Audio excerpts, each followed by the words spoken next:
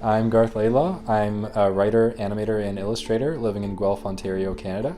And this is my first children's book, and I'm really excited about it.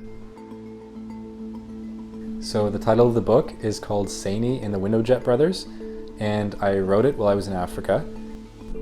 My real goal with what kids get from this book is to feel that they can carve their own path, and that they don't necessarily have to subscribe to the very common life paths that parents or teachers or anyone else sort of gives to them. I think that it should be every child's opportunity to create the life that they really want to. And so if they want to be an artist or a dentist or whatever else, like you should pursue that regardless of what anyone is telling you.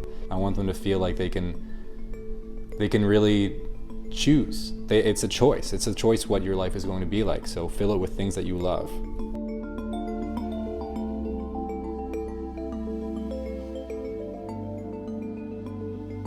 I'm very critical of stories in general, but also children's stories, because it's such a sort of right time to educate and teach kids about the world that they're going to be entering. So I really prefer to create very deep, meaningful stories that really stick with people. So yeah, when I finished college, I realized that I might not be able to tell stories and create the artwork for them, which is sort of why I wanted to do animation in the first place. I thought it would be a more holistic process that I would be involved with.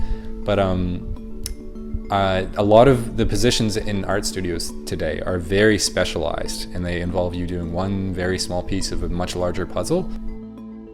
That really didn't mesh well with me. I wanted to create stories in myself and create the artwork for them and have an eye on the whole product. So this is a way for me to do that. So Sayni is basically trying to gradually build her compass, and in so doing she has to go into some of the more unfamiliar parts of the city, the places with people that she doesn't normally socialize with. And in that she learns a lot about herself. She has to be lost before she finds herself. And so that's one of the key sort of motifs of this story. I love world building. I think that's actually my favorite thing to do in stories, is to create a reality that feels familiar, but it's distant enough to allow you to talk about subjects in a different context. So my initial inspiration for creating the world of Candleton, which is the city that it takes place in, is to create a culture that is sort of a mix of many various cultures. I think that's the world that I would like to see.